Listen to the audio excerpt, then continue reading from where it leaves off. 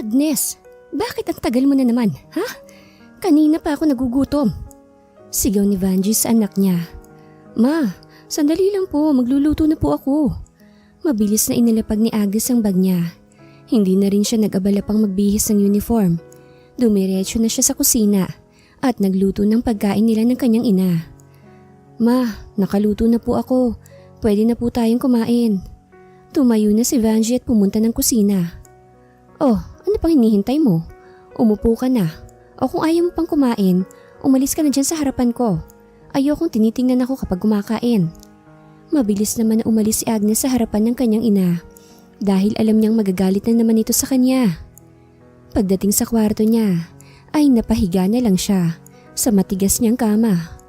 Walang araw na hindi pinapagalitan si Agnes ng ina, pero tiniis niyang pananakit at bulyaw nito sa kanya dahil mahal niya ito at kahit sinasaktan siya nito ay okay lang sa kanya.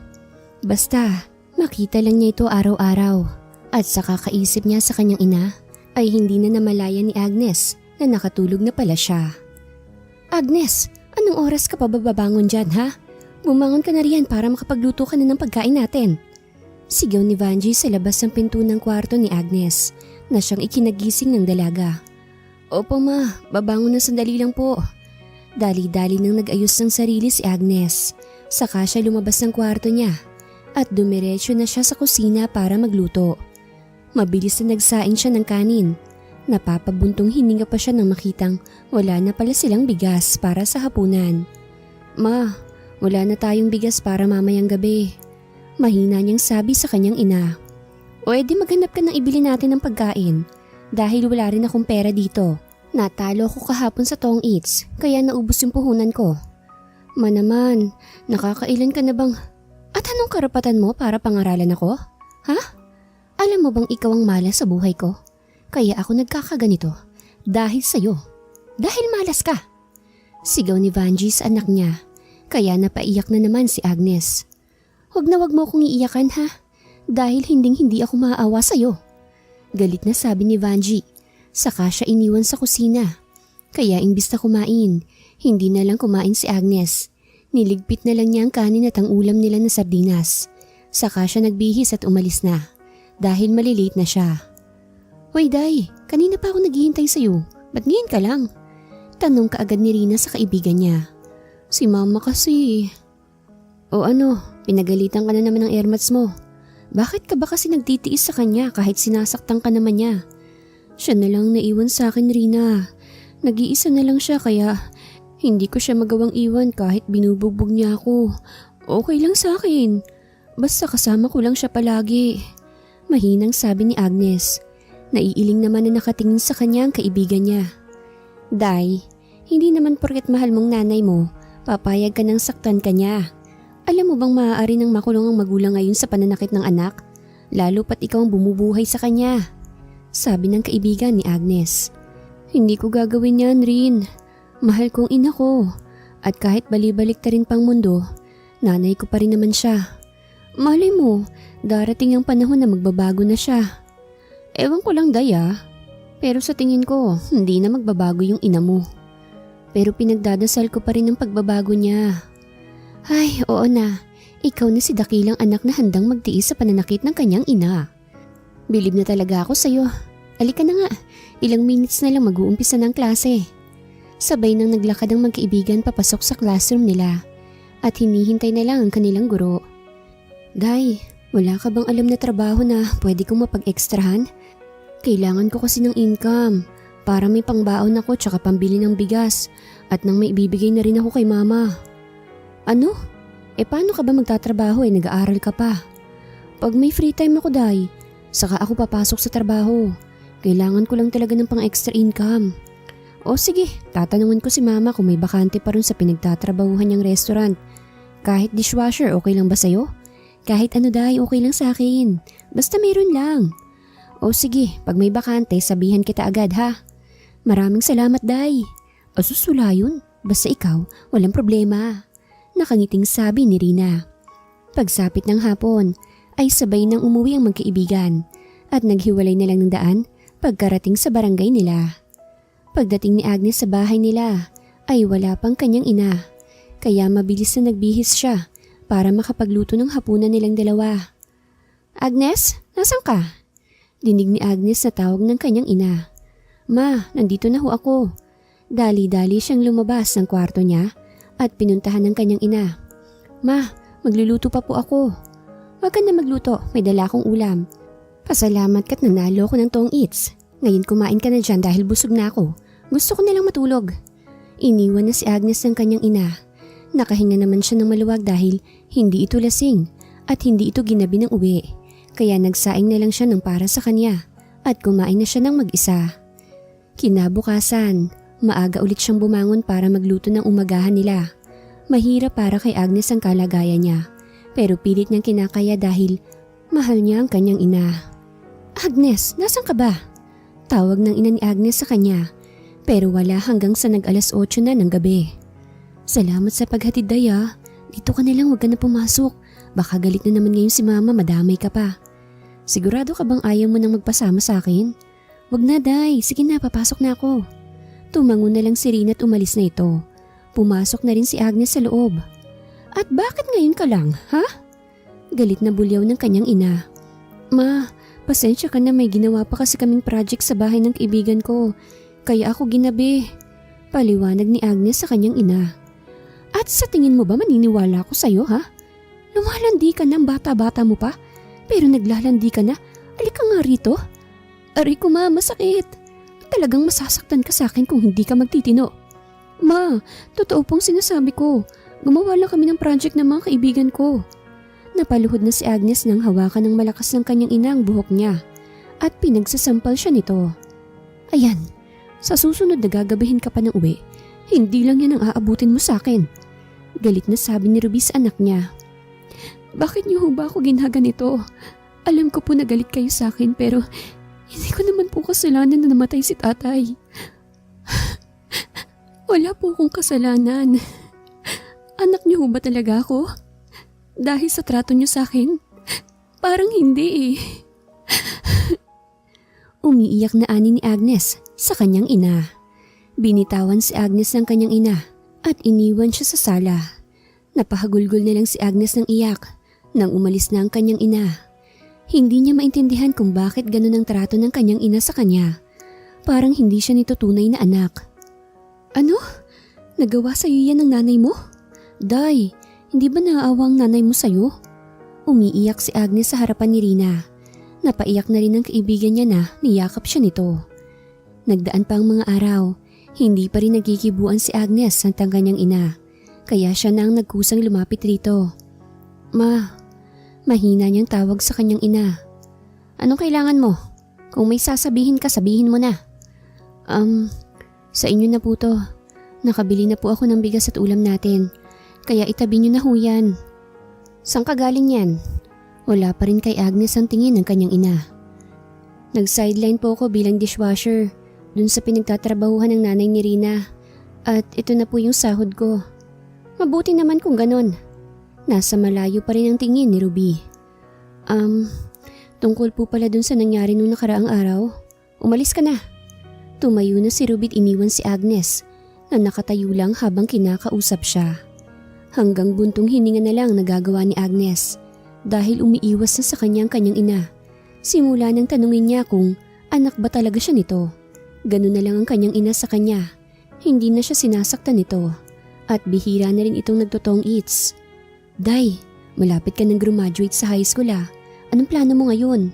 Tanong ni Rina sa kaibigan. "Gusto kong makapasok bilang scholar, Day. Dahil gusto kong makatapos sa pag-aaral para may matino naman akong trabaho pag nakatapos na ako." "Alam mo, bilib na talaga ako sa'yo, Day. Kasi ang sipag mo mag-aral. Biruin mo nakuha mo pang magtrabaho kahit may klase ka naman." "Okay lang, Day. Ang importante ay may makain kami ni Mama at may pangbaon ako rito sa school." Kamusta na pala yung nanay mo?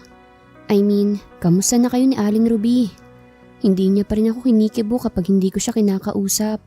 Pero okay lang, sanay naman na ako sa kanya. Nakangiting sabi ni Agnes sa kaibigan. "Mahal mo talaga yung mama mo ano? Swerte niya sa'yo." "Swerte rin naman ako sa kanya rin. Dahil kung hindi niya ako inalagaan at hinayaan na lang niya ako, baka siguro patay na ako ngayon." Mahinang sabi ni Agnes sa kaibigan niya. Ay, oo na, sige na. Nagdaan pa ang mga araw, naging linggo, hanggang sa naging buwan. Sa wakas, ay dumating na ang araw na gagraduate na si Agnes sa high school. Hindi man naging maganda ang trato ng kanyang ina sa kanya. Hindi naman ito naging hadlang para sa kanya, para makapagtapos ng pag-aaral. Ma, eto na po yung diploma ko, para po to sa inyo. Kahit walang kibo ang ina ni Agnes sa kanya, ay niyakap na lang niya ng mahigpit ang ina mula sa likod. Wala pa rin kibo si Ruby kahit niyakap na siya ng anak niya. Sa paglipas ng mga araw, habang nasa labas at nagwawali si Agnes, ay bigla na lang may dumating sa kanilang bahay. Magandang araw ho. Ito po ba yung bahay ni Agnes Flores? Tanong ng lalaki. Opo, ito nga po. Ano po ang sa atin? May padala po kasi sa inyo. Pakipirmahan na lang ho ito. Kaagad na kinuha ni Agnes ang ballpen at pinirmahan ng papel. Nang makaalis ng kausap ni Agnes, ay agad niyang binuksan ang ibinigay sa kanyang sulat. At halos maiyak siya dahil ang sulat na yon ay ang tutupad sa mga pangarap niya. Dahil galing yun sa inaplayan niya ng scholarship. God, thank you po. Tinupad mo ang mga dasal ko sa inyo. Na sana pumasa ako bilang scholar. Nakapikit na sabi ni Agnes. Sa hindi kalayuan ay nakatingin si Ruby sa anak niya. Base sa reaksyon ng anak niya, alam niyang masaya ito. Kung ano man ang dahilan nun, ay hindi niya alam. Pagpasok ni Agnes sa bahay nila, ay ang ina niya kaagad ang hinanap niya. At nang makita niya ito sa may bintana ng bahay nila, ay mahina niya itong tinawag.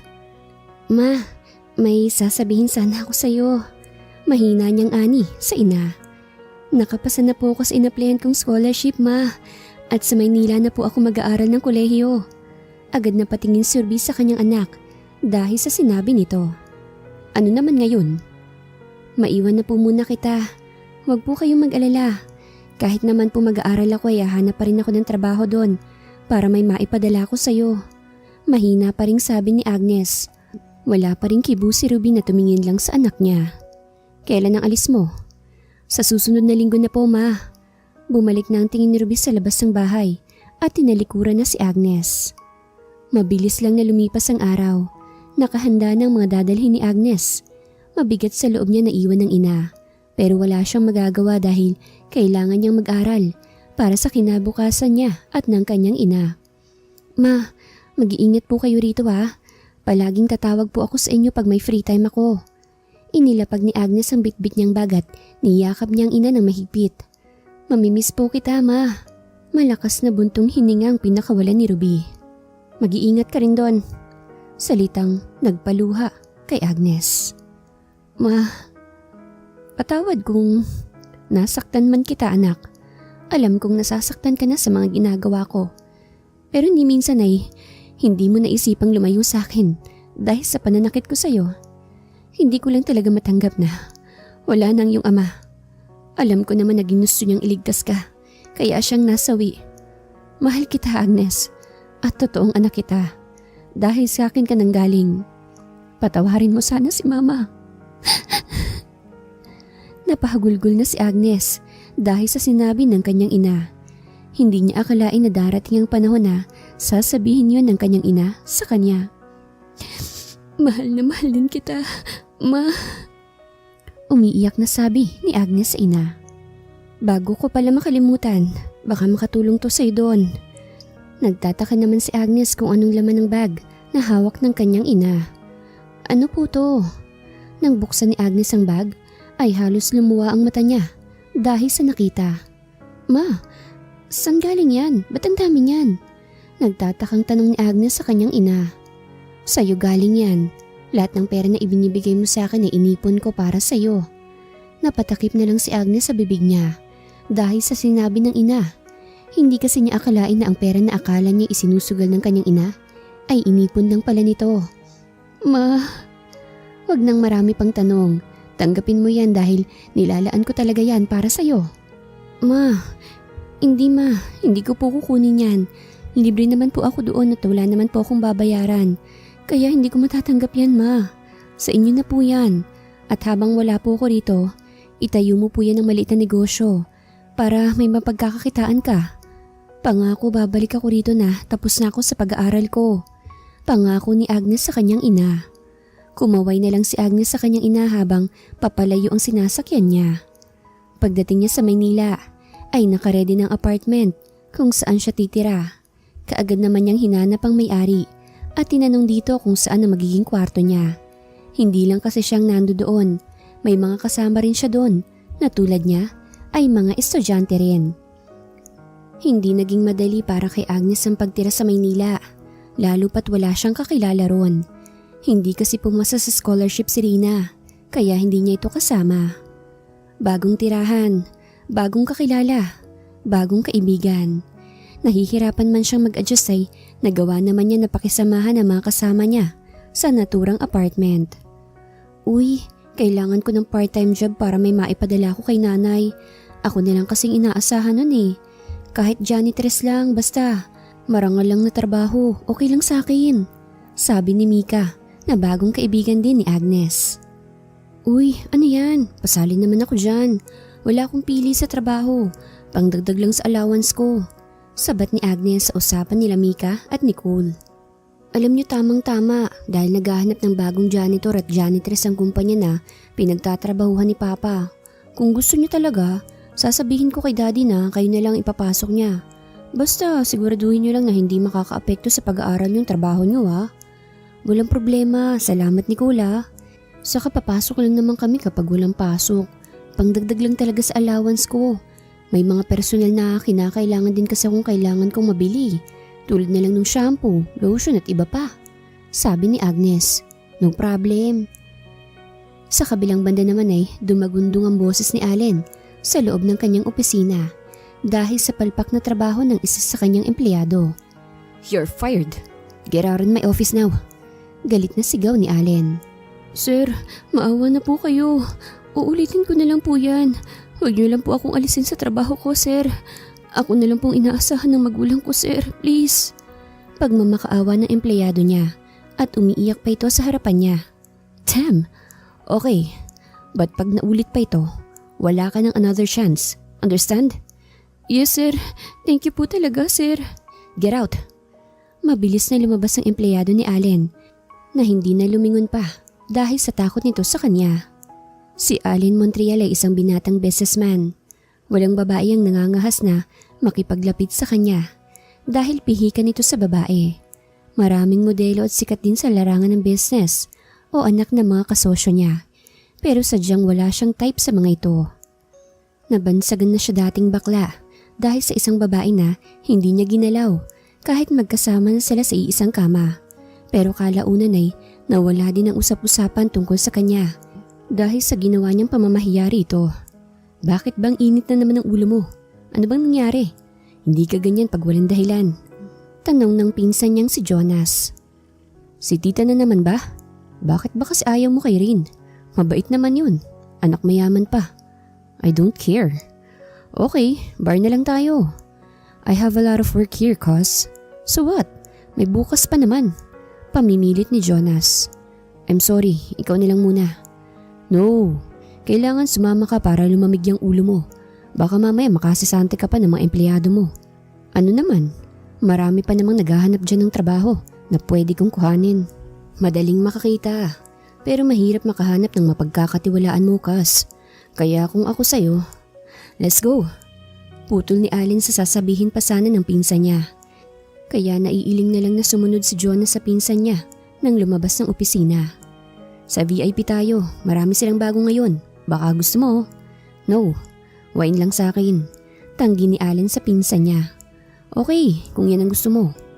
Nakabukod ng upuan si Allen dahil si Jonas ay may dalawa ng babae ang nakakandong sa kanya. Naiiling na lang na nakatingin si Allen sa pinsan na tuwang-tuwa sa mga pinaggagawa ng dalawang babae sa kanya. 10:00 ng gabi nang nagiya nang umuwi si Allen sa pinsan.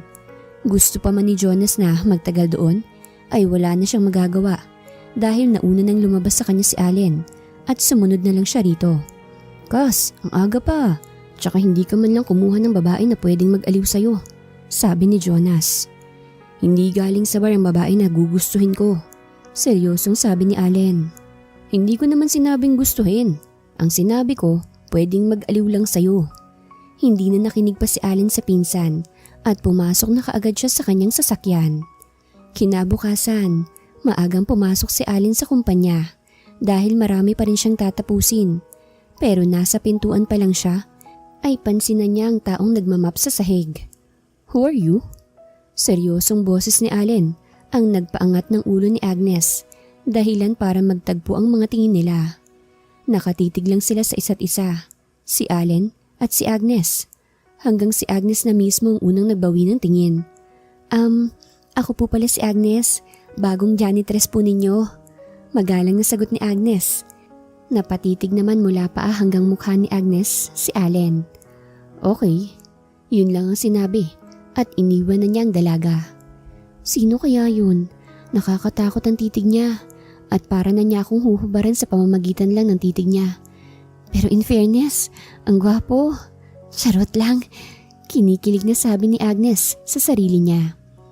Hoy, nakita ko yun ah. Kung makatitig sa'yo yung tao, grabe. Tukso ni Mika kay Agnes. Tumigil ka nga riyan. Para dadaan lang yung tao, nagtatanong lang kung sino ako. Syempre, bago lang tayo rito kaya nagtanong siya. Bakit? May mas mabaron. Walang masama. Iba kasi ang tingin niya sa'yo mula ulo hanggang paa. Ano ka ba? Huwag mong lagyan ng mali siya yun. Saka ang tanda na nun, no? Mga 10 o mababa sa 10 taon ang agwat nun sa atin. Kuya na natin yun, no? Pero aminin mo, crush mo siya. Nakangiting tukso ni Mika kay Agnes. Hindi no, ano ka ba? O sige na, tapusin na natin to. Naiiling na bumalik sa pwesto niya si Mika at nagpatuloy na sa pagmamap habang si Agnes naman ay lihim na iniisip ang mukha ng lalaki.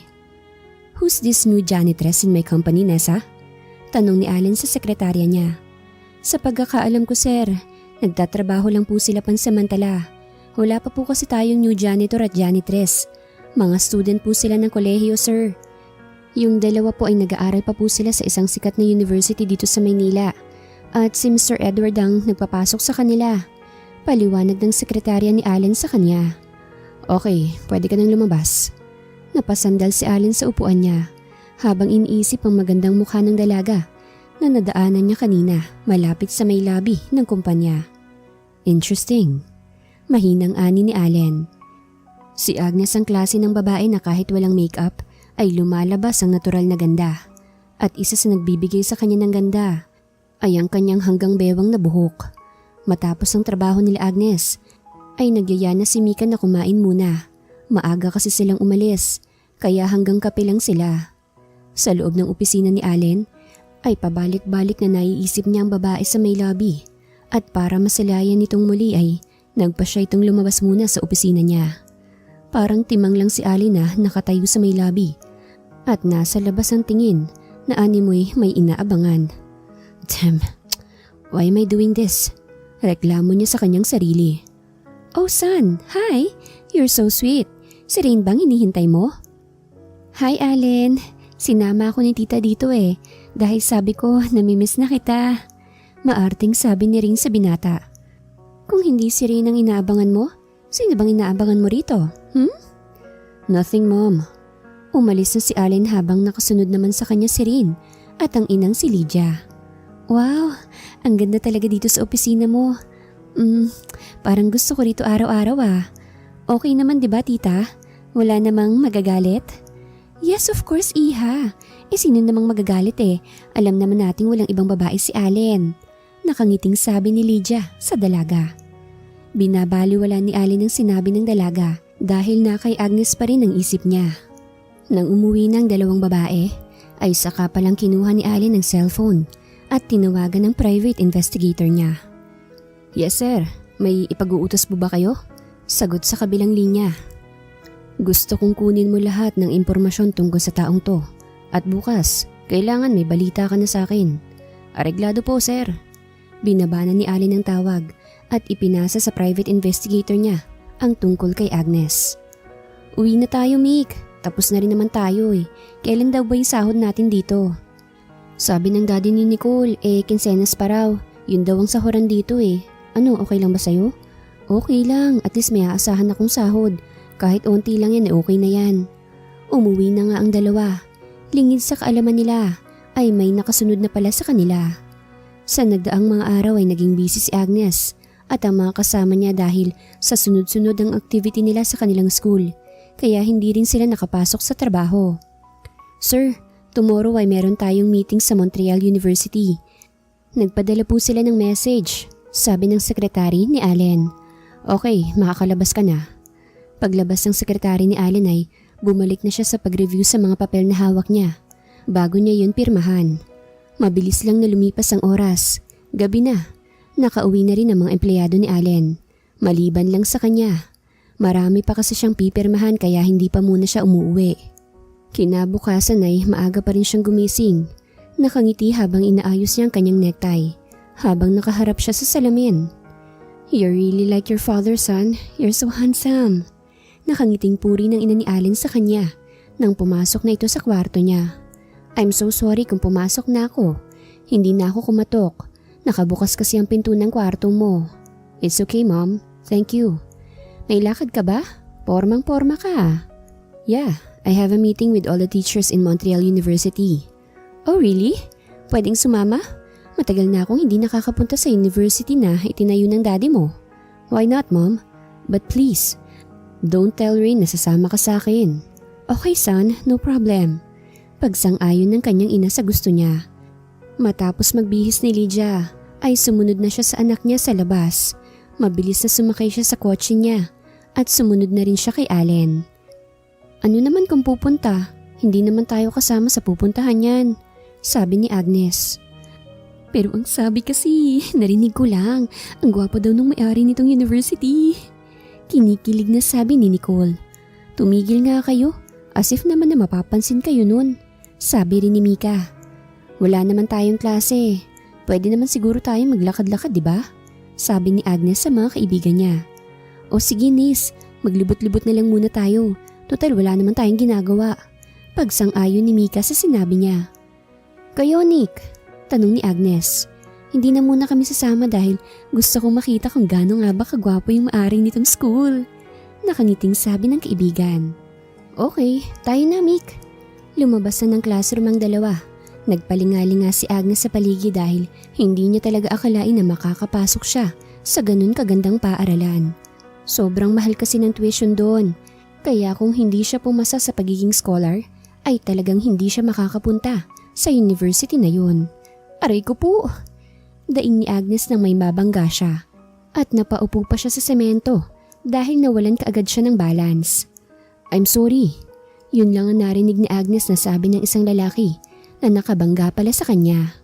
Napaangat ng tingin si Agnes at nagulat na lang siya na ang nakabangga niya ay ang lalaki na naman na nagtanong doon sa kumpanyang pinapasukan nila ni Mika. Are you okay? Nasaktan ka ba? No, okay lang po sir. Pasensya na, kasalanan ko kasi hindi ako tumitingin sa dinaraanan ko. Hinging pasensya ni Agnes. No, it's okay. Dito ka pala nag-aaral. Opo, magalang na sagot ni Agnes. Girl, buti naman at dito ka lang pala. Ay, ano nangyari dyan sa kamay mo? Tukoy ni Mika sa kamay ni Agnes na nagalusan dahil sa semento. Ay naku, wala to Mik. Napalaki naman ang mata ni Mika na nakatingin sa lalaking kausap ni Agnes. Magsasalita pa sana si Mika nang tumunog ang cellphone ni Allen. Son, where are you? Magsisimula ng meeting. Dinig ni Allen na sabi ng kanyang ina. Okay mom. Pinatay na ni Allen ang tawag at humarap ulit kay Agnes at sa kasama nito. Anyways, may I know your name is? Agnes po sir. Agnes Flores. Oh, nice name. And I'm Allen. And nice to see you again, Miss Flores. Simpleng ngiti ang ibinigay ni Allen sa dalaga. Saka siya nagpaalam dito na aalis na siya. Hindi naman nakapagsalita si Agnes at Mika nang umalis na si Allen. Oh my gosh! Tili ka agad ni Mika nang makalayo na si Allen sa kanila. Girl, di ba siya yung sa kumpanya nung... Oo, siya. At Allen pala yung pangalan niya. Ano kaya yung pinuntahan niya rito? Tanong ni Mika. Baka girlfriend niya? Sabi ni Agnes. Tingin ko hindi eh. Bakit naman?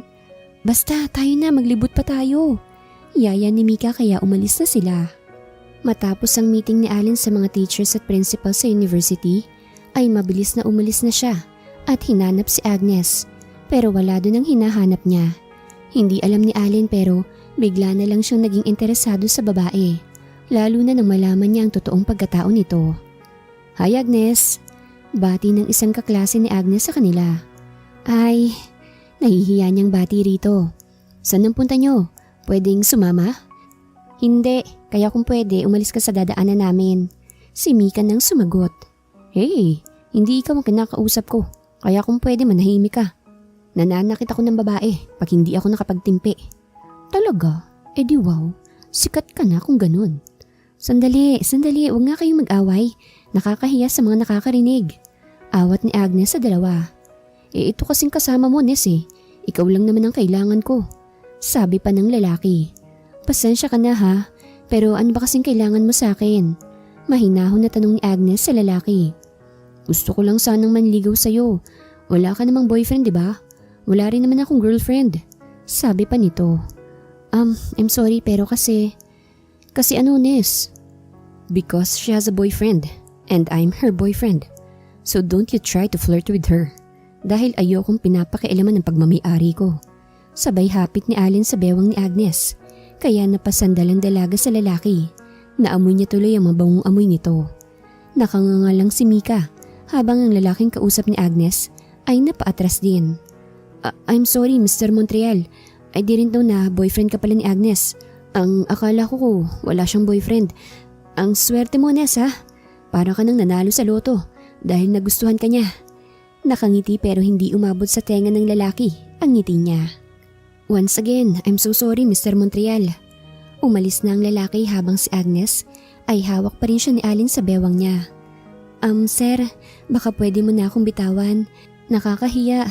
Nasa atin na po yung atensyon ng ibang mga estudyante." Mahinang sabi ni Agnes. "Oh, I'm sorry." Mabilis na binitawan siya ni Allen sa bewang dahil sa sinabi nito. "Thank you po sa pagtatanggol mo sa akin pero dapat hindi mo na po yun ginawa. Baka kung ano pong sabihin ng ibang mga estudyante rito." Mahinahon na sabi ni Agnes. "It's okay.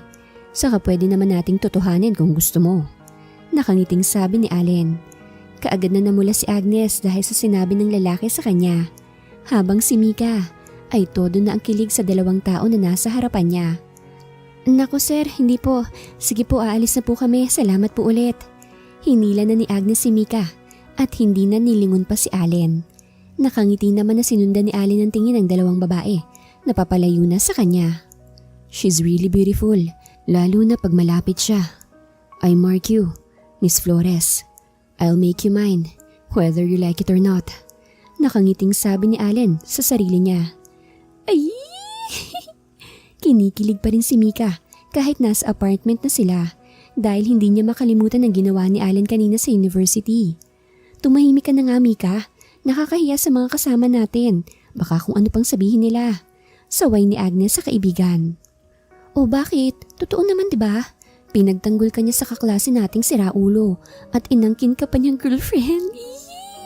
Kung ako yun, siguro nakaihi na ako dahil sa kilig." Humagalpak naman ng tawa si Agnes, dahilan para mapatingin ang kasama nila sa kanya. "Oh, anong tinatawanan mo dyan, Agnes? Ba't parang sayang-saya ka?" Tanong ng kasama nila. "Ito kasing si Mika eh, gusto daw umihi sa kilig." Sira. Yun na lang ang nasabi ng kasama nila habang si Mika ay ganun pa rin siya. Kinikilig pa rin nakatingin kay Agnes. Kinabukasan, pagkagising ni Agnes, ay mabilis na siyang nagluto ng pagkain niya. Nagtimpla rin siya ng kape habang nag-aabang na maluto ang sinaing niyang kanin. Sumimsim muna siya ng tinimpla niyang kape. Habang nakaupo ay bigla na lang pumasok sa isip niya si Allen. Nakangiti habang humihigop ng kape si Agnes. Yun ang nadatnan ni Mika. Nakailang tawag pa siya rito bago siya nito napansin. "Ang lalim ng iniisip mo Anong meron? Naisip mo si Sir Allen ano?" Panunokso ni Mika. "Hindi no, ano ka ba? Saka bakit ko naman siya iisipin wala naman kami. Isa pa, nag-aaral pa tayo. Dapat umuiwas tayo sa mga ganyang bagay. Kailangan kong makatapos para pag uwi ko sa amin, bit-bit ko ng diploma ko." "Ay taray, wala palang pag-asa si Sir. Pwede namang sa akin na lang siya, diba?" Nakangiti pa si Mika sa kaibigan niya. "Why not? Yan kung magugustuhan ka niya. Mahina niyang sabi na hindi naman narinig ni Mika. Nagdaan pa ang mga araw. Sa tuwing papasok si Agnes ay may bulaklak kaagad siyang natatanggap. At lahat yon ay galing kay Allen. At dahil malaking tao ang gustong maangkin siya, ay hindi nakalagpas sa pandinig ni Rain ang tungkol sa dalaga. I hate you, Allen! I hate you! Galit na sigaw ni Rain. Nagwawala siya sa bahay nila matapos mabalitaan ang tungkol kay Allen at Agnes. Dahil gusto niyang siya lang nagmamay-ari sa lalaki, ay walang alinlangan na sinugod niya ang dalaga sa Montreal University. Yes, miss. How may I help you? Tanong ng guro nila Agnes kay Rain. Can I talk to Miss Flores kahit sandali lang? Miss Flores, may gustong makipag-usap sa'yo. Sabi ng teacher ni Agnes sa kanya. Nagtataka naman si Agnes kung sinong gustong makausap siya, pero tumayo pa rin siya at lumabas ng room nila. Hello, sino po sila? Gusto mo raw akong makausap? Hindi pa natapos ni Agnes ang sasabihin niya nang dumapo na ang kamay ni Rain sa mukha niya, ganoon din sa kabilang mukha niya. How dare you para agawin mo sa akin si Allen? Ikaw na isang cheap na walang kaklas-klas? Aagawin ng lalaking mahal ko? Sigaw ni Rain sa dalaga. Hindi nakapagsalita si Agnes dahil sa pagkabigla, lalong hindi niya maintindihan ang sinasabi ng babae. Sino ka ba? Anong karapatan mo para saktan ako? Ha? Alam mo bang kaya kitang patulan kung gugustuhin ko, pero hindi ako kasing sama mo ng ugali na basta nalang nanunugod ng walang dahilan. Nakapag-aral ka ba? Dahil kung oo, saan mo nilagay yung pinag-aralan mo? Diyan sa talampakan mo? Galit din na sabi ni Agnes. Akmang sasampalin sana siya ulit ni Rain nang mahawakan niya ang kamay nito. Alam mo bang tanging ang nanay ko lang ang hinahayaan kong saktan ako? Hindi ang ibang tao. Kung manunugod ka rito ng walang dahilan, pwes tumigil ka. At kung si Sir Allen man ang tinutukoy mo na inagaw ko sa'yo, pwes itali mo siya dyan sa katawan mo. Sayong-sayo na siya dahil hindi ko naman kilala kung sino kayo. And one more thing, miss, siguraduhin mo na hindi maghahanap ng ibang babae ang lalaking sinasabi mo. Dahil baka isang araw pagkagising mo, nasa ibang kandungan na siya. Seryosong sabi ni Agnes bago binitiwan ng kamay ni Rain at iniwan na ito sa labas ng classroom. Nagngingit-ngit sa galit si Rain dahil sa sinabi ni Agnes sa kanya. O kayo, anong tinitingin-tingin niyo dyan, ha? Sigaw niya sa mga estudyante na nakatingin sa kanya. Sino yan, girl? Nakita namin yung ginawa niya sa'yo ah. Buti na lang at lumaban ka. Akala ko talaga hindi ka lalaban. Hindi naman talaga ako lalaban kung hindi niya ako inunahan. Saka hindi ko nga siya kilala Basta na lang niya akong sasampalin. At ang ikinaiinis ko pa ay ang sasabihin niyang inagaw ko raw yung boyfriend niya. Hindi ko pa nga nararanasan magka-jowa. Tapos sasabihan niya ako na nang agaw ako. Siguro girlfriend ni Sir Allen yun. Pero aminin mo, crush mo si Sir ano? Tumahimik ka nga riyan. Wala akong gusto kay Sir Allen. Talaga? Paano kung ligawan ka ni Sir Allen? Miss Flores, Miss Valdez, kung gusto niyo magkwentuhan, doon na lang muna kayo sa labas. Huwag dito sa klase ko. Seryosong sabi ng guro nila Agnes, kaya agad na patahimik ang dalawa. What? Damn it! Ang galit ni Allen ay dumagundong sa loob ng kanyang opisina. Di ba sinabi ko sa'yo na bantayan niyo siya? Na walang pwedeng manakit sa kanya. Pasensya na ho sir, hindi po namin alam na yun ang gagawin ni Ma'am Rain. Paliwanag ng tauhan ni Allen na siyang inutusan niya para bantayan si Agnes. Pagkatapos ng klase nila Agnes ay kaagad na silang umuwi. Ayaw pa sana ni Mika pero wala na siyang nagawa sa gusto ni Agnes. Mabilis lang na lumipas ang panahon, naging buwan at naging mga taon. Dumating na ang araw na gagraduate si Agnes sa kolehiyo. Anak! Mama! Nagulat si Agnes nang makita ang kanyang ina. Hindi niya inakala na makakarating ito sa graduation niya. Mabuti naman po't dumating kayo. Akala ko hindi ka na darating. Pwede ba naman yon? Siyempre gusto ko makita ang anak kong nakasuot ng toga niya at tatanggap ng kanyang sertifikasyon bilang cum laude. Nakangiting sabi ni Ruby sa anak niya. Napaingos naman si Agnes na niyakap ang kanyang ina. Halika na po't mag-uumpisa na. Walang pagsigla ng siyang nararamdaman ni Agnes na sa wakas ay tuluyan na siyang nakagraduate sa college. Ang ganda ho ni Ma'am Serrano. Halos kasi ayaw mo nang kumurap habang nakatingin sa kanya. Yeah, she's really beautiful and I want her. Nakangiti si Allen habang na kay Agnes ang tingin niya. Ilang taon na niyang pinasusundan si Agnes kung saan man ito magpunta. Alam niya lahat ng kilos ng dalaga. Alam rin niya kung sino mga lalaki na gustong lumapit kay Agnes. Sabihin na lang natin na obsessed si Allen kay Agnes. Kaya lahat ng lalaki na lumalapit dito ay pinagbabantaan niya. Matapos ang graduation ay kaagad dinala si Agnes ang kanyang ina sa isang restaurant para i-celebrate ang pag-graduate niya. Ma, ang mamahal na mga pagkain nila rito. Sayang yung gagastusin mo. Bulong ni Agnes sa kanyang ina. Ano ka ba? Okay lang yan. May dala naman akong pera rito. Pangbayad kaya tumahimik ka na lang dyan. Hindi na nagreklamo pa si Agnes sa gusto ng ina at hinintay na lang nila na dumating ang kanilang order. Alam mo ba anak, lumaki na ang sari-sari store natin at dahil sa iyong lahat ng yon, ma, sa inyo na po yun. Okay na po ako lalo na't nakagraduate na ako. Maghahanap na po ako ng trabaho. Wala ka bang mapagkakatiwalaan dun ma? Dumito ka na lang muna, huwag ka muna umuwi. Namimiss na kita eh. Paglalambing ni Agnes sa ina. Meron naman anak, pero iba pa rin kung tayo mismo mamamahala dahil hindi natin alam ang isip ng tao. Pero kung gusto mo talaga, tatawagan ko na lang si Ramon at sasabihin ko na siya na lang munang bahala ron. Tukoy ni Ruby sa pinsan ni Agnes. Umuwi na pala si Kuya Ramon dun sa atin. Oo, at ikaw kaagad ang hinahanap niya nung pumunta siya sa bahay. Namimiss ka na raw niya eh. Nakangiting sabi ni Ruby sa anak. Naputo lang ang pag-uusap nila nang dumating ang kanilang order. Matapos kumain ng mag-ina, ay isinama na ni Agnes ang ina sa kanyang tinutuluyan. Sila na lang ang tao doon dahil pansamantalang umuwi ang mga kasama niya sa kanilang pamilya. Pansamantala, magtatrabaho muna ako ma. May pera naman akong dala rito anak. Matutugunan pa nitong pangangailangan mo. Huwag mo nang gastusin yan ma. Diyan na yan sa'yo. Pansamantala lang naman ito eh. Ikaw ang bahala anak.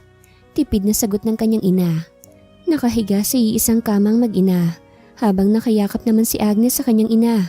Habang haplos ni Ruby ang buhok ng anak ay hindi niya namalayan na nakatulog na pala ito. Napatitig si Ruby sa mukha ng anak at naalala na naman niya kung bakit nabuo si Agnes sa sinapupunan niya. Hindi magkalayo ang mukha niyong dalawa at kung magkikita man kayo, sigurado kung hindi mawawala ang tingin niya sa'yo. Patawad kung inilihim ko sa'yo kung sino ka talaga. Hindi na niya dapat malaman na may anak siya sa akin at ikaw yun. Mahinang sabi ni Ruby sa kaniyakap ang anak at natulog na rin. Hanggang ngayon ba naman hinahanap mo pa rin ang letseng babaeng yun? Ano ba Eduardo? Matagal nang wala si Ruby. Bakit ba hanggang ngayon ay siya pa rin ang laman ng puso't isip mo? Nandito ako. Nandito kami ng anak mo. Pero bakit siya pa rin? Umiiyak na sabi ni Amanda sa asawa niya. Iniwan ni Eduardo ang asawa niya at diretso itong sumakay sa kotse niya. Si Eduardo Chavez ay isa sa kasosyo ni Allen sa negosyo niya.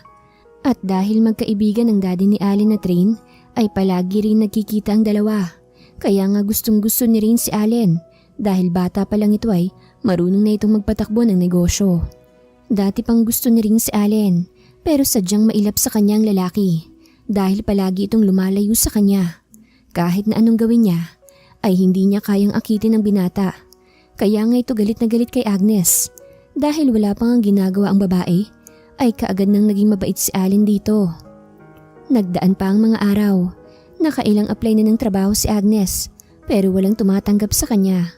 Lahat ng ina-applyan niya ay nakakakuha na ng bagong aplikante. Hindi ka pa rin ba nakapasok? Malungkot na naman yung mukha mo. Tanong ng ina ni Agnes sa kanya. Hindi pa rin May. Ganun po ba talaga mag-apply ng trabaho?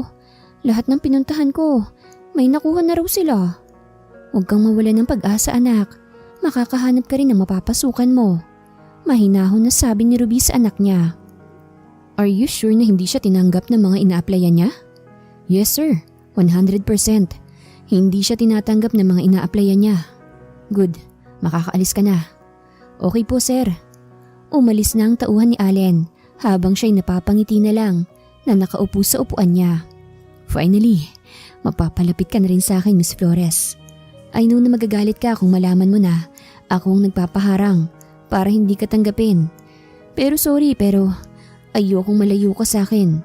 Possessive na akong possessive, pero ayokong sa iba ka magtrabaho.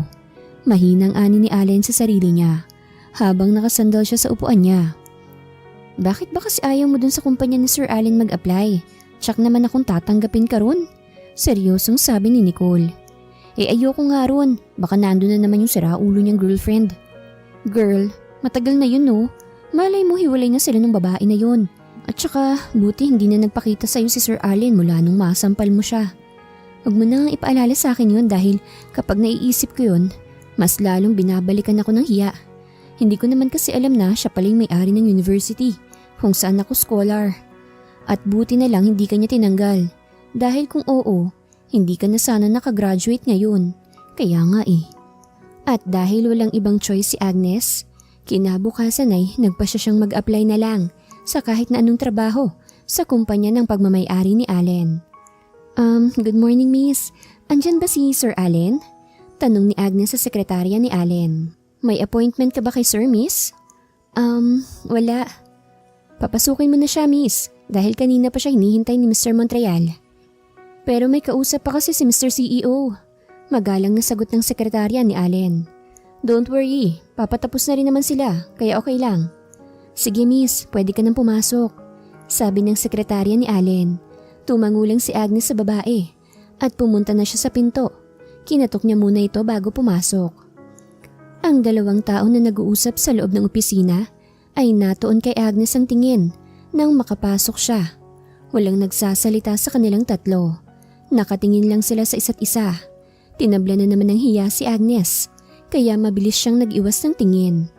Pasensya na ho kung naistorbo ko po ang pag-uusap niyo mga sir. It's okay Miss Flores. Tapos na rin naman kaming mag-usap. So papaano iho? Mauna na muna ako dahil may bisita ka pa pala. Tumangulang si Allen sa matandang kausap. What's your name miss? Tanong ng matanda kay Agnes. Agnes po sir. Magalang na sagot ng dalaga. Okay Agnes, it's nice to meet you iha. Ang ganda mo. Ako pala si Eduardo Chavez. Nice to meet you din po. Nakangiting sabi ni Agnes habang nakipag-shake hands kay Mr. Chavez. Hindi alam ni Eduardo pero napakagaan ng loob niya sa babae at hindi niya alam kung bakit niya naramdaman yon sa dalaga. Nagpaalam na siya sa dalaga at umalis na. Sit down Miss Flores. Seryosong sabi ni Allen. Agad naman na nakaupo si Agnes sa upuan na nasa gilid niya. Where's your resume?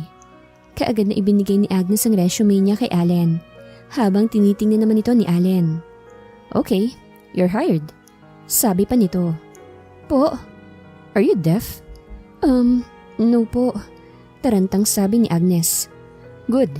Pwede ka nang magsimula ngayon as my personal assistant. Po? Sir, akala ko po, sekretary po ang hanap nyo. Kung ayaw mo, pwede ka nang umalis. Seryoso pa rin sabi ng lalaki. No sir, sabi ko nga assistant ang in-applyan ko. Hilaw na ngumiti si Agnes sa lalaki. Bakit ba kasi nasampal ko pa ito? Hindi tuloy ako makatingin sa kanya ng diretso dahil naalala ko na naman yung ginawa kong pagsampal sa kanya noon. Miss Flores, kanina pa kita kinakausap. May problema ba? Seryosong sabi nito. Sorry po sir. Sige po mag-uumpisa na po ako ngayon. Good.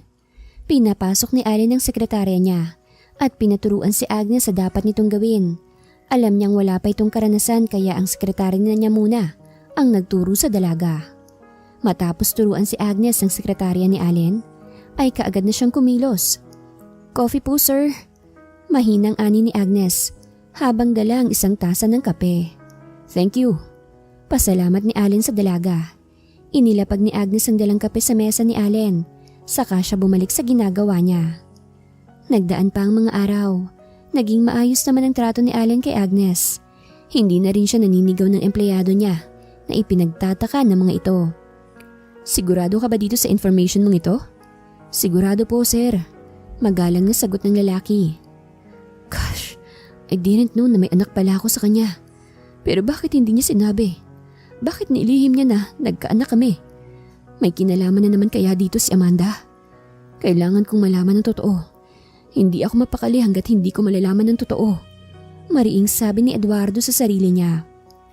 Pagkasapit ng hapon ay nagligpit na si Agnes ng gamit niya dahil uuwi na siya. Sir, mauna na ho ako sa inyo. Tapos na po kasi ang duty ko. Magalang na sabi ni Agnes. Okay, pero sasabay ka sa akin. Ha? Pero sir, nakakahiya naman po sa inyo kung sasabay pa ako.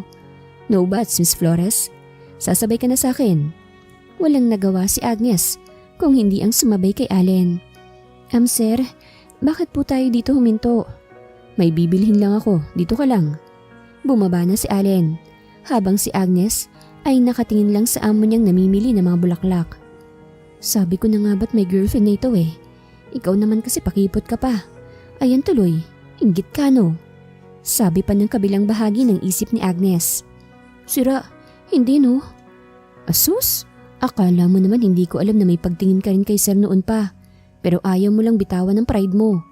Sabi ng isang bahagi ng isip ni Agnes. Nasisiraan na yata ako. Bulong ni Agnes sa sarili niya. Pagbalik ni Allen ay may dala na itong napakagandang bulaklak.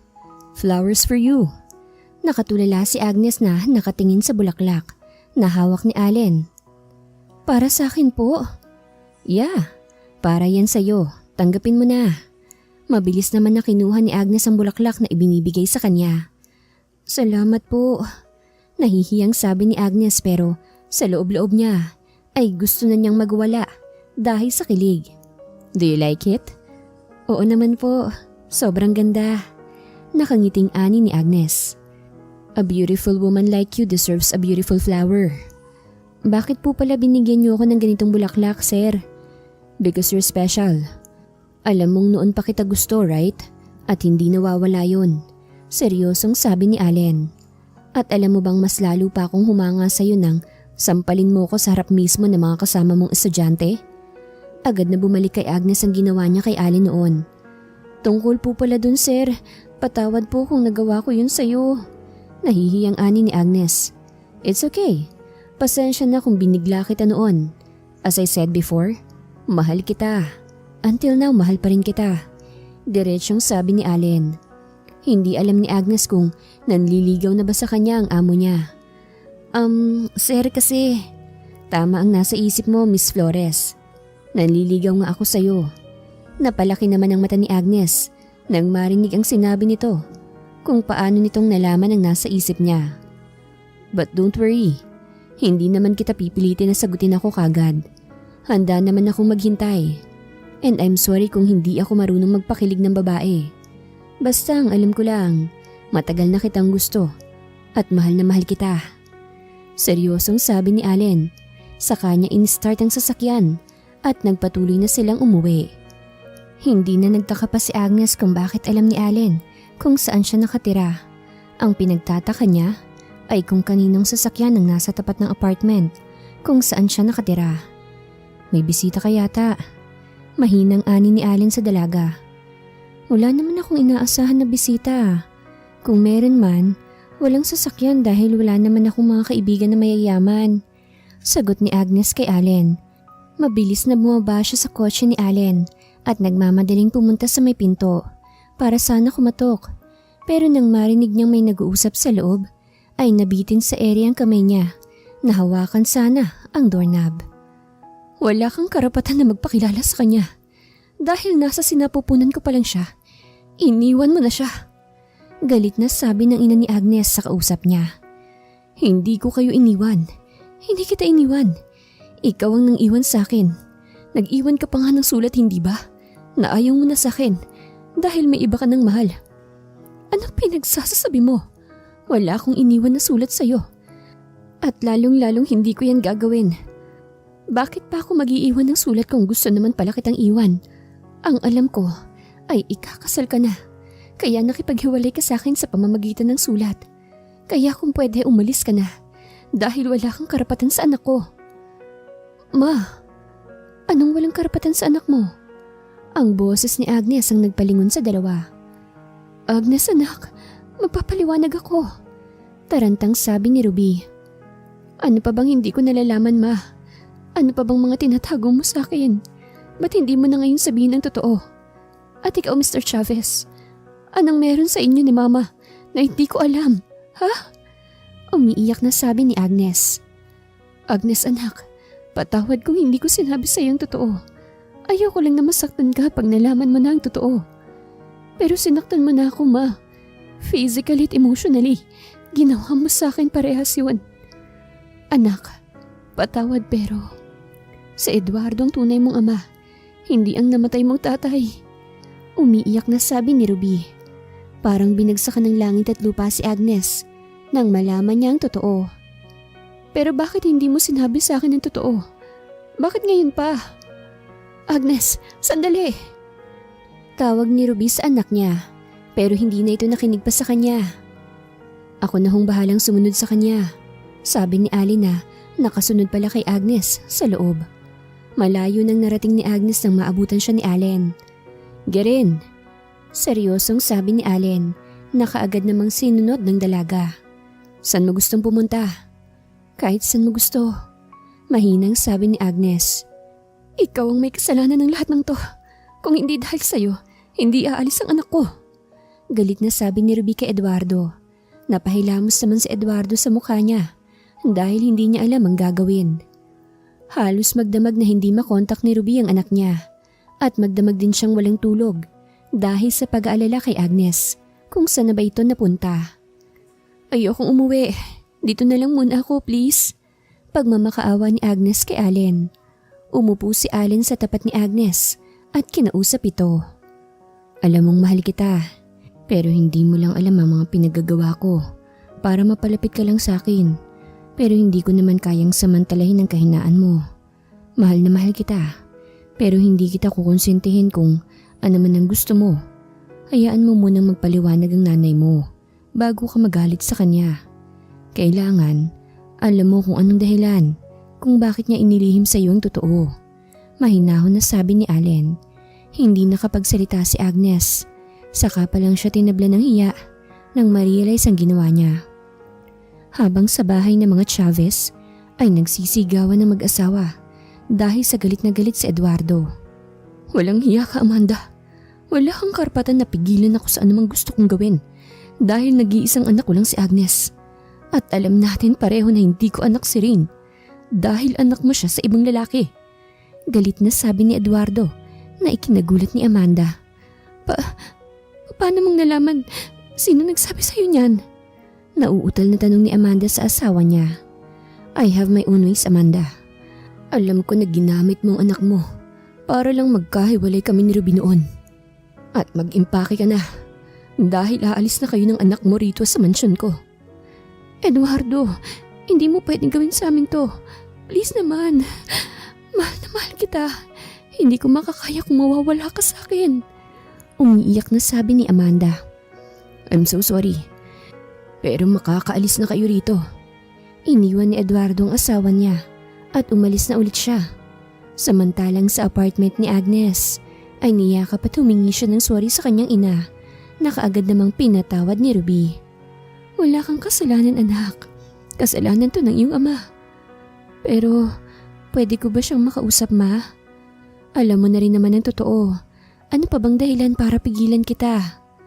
At tulad ng gusto ni Agnes ay nakausap niya ng masinsinan ng kanyang ama.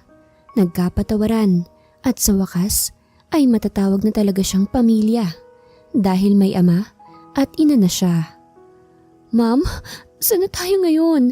Ano nang gagawin natin? Umiiyak na sabi ni Rain. Hindi ko alam, Rain. Wala na tayong makukuha sa daddy mo dahil na kay Agnes na ang lahat. No, ma'am. Hindi ko kayang maging mahirap tayo. Hysterical na sabi ni Rain sa ina.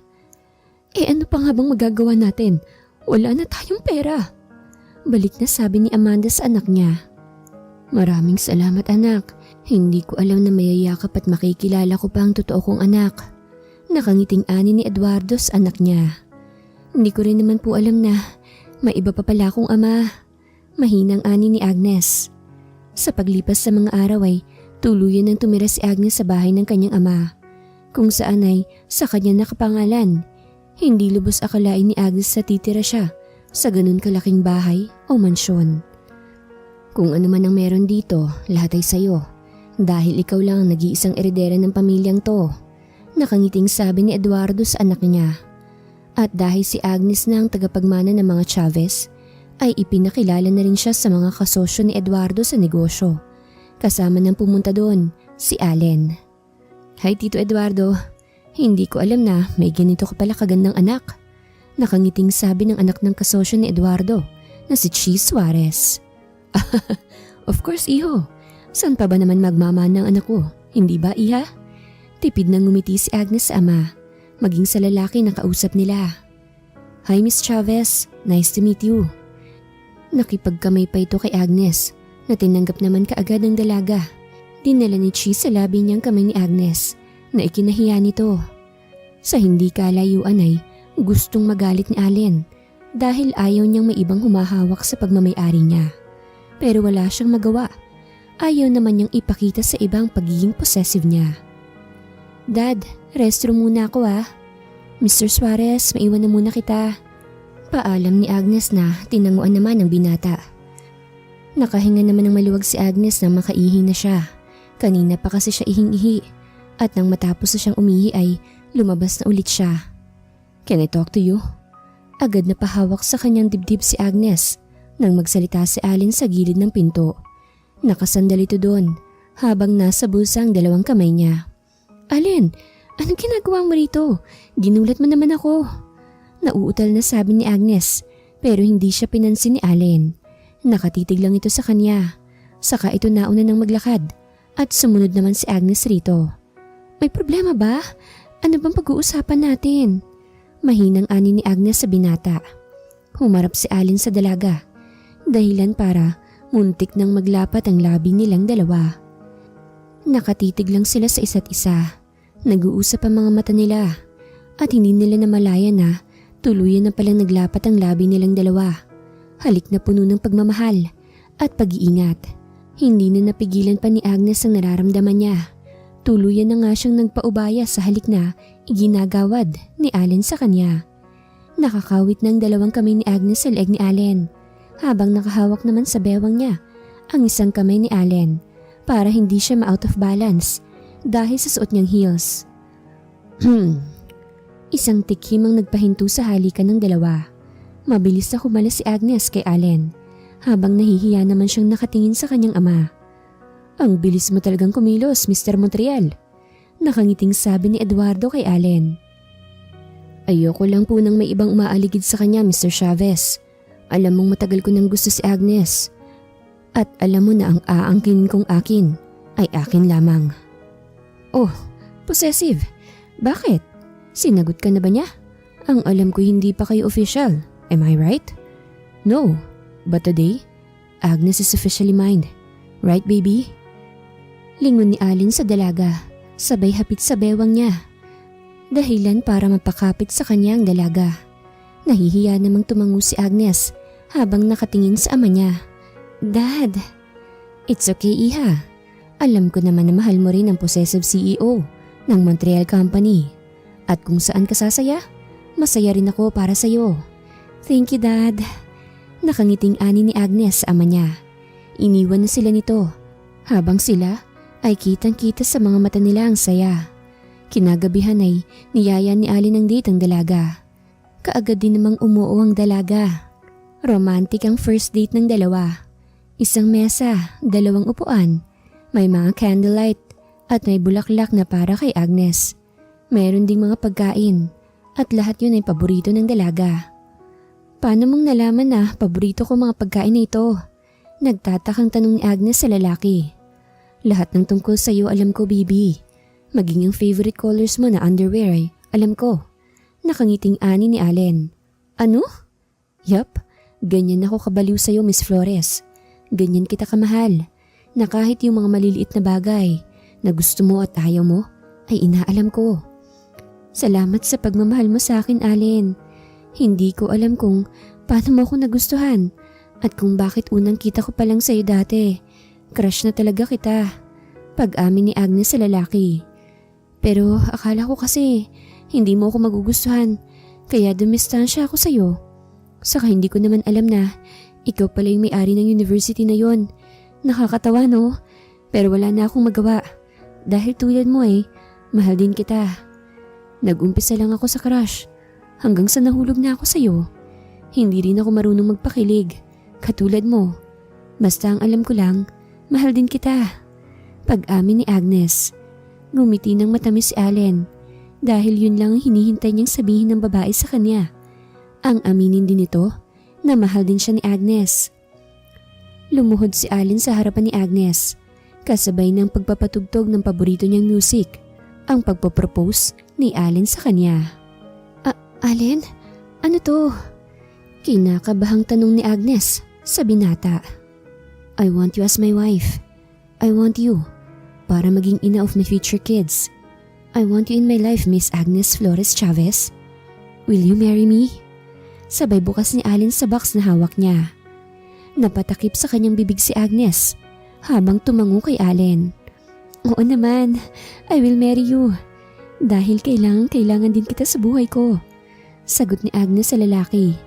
Mabilis na isinuot ni Allen ang singsing sa kamay ni Agnes at kaagad siniil ng halik ang babae. You made me so happy. Hindi nagtagalay, ikinasal na si Allen kay Agnes. Marami ang naging saksi sa pag-iisang dibdib nilang dalawa. Kasama na rin ang mga kaibigan ni Agnes. At si Rina na dumayo pa talaga sa Maynila para makita ang kaibigan niya. Are you happy? Of course, mahal. Masaya ako na ikaw ang naging asawa ko. Hindi na baling possessive ang asawa ko. Alam ko naman na dahil lang yan sa pagmamahal mo sa akin. At handa naman akong tanggapin.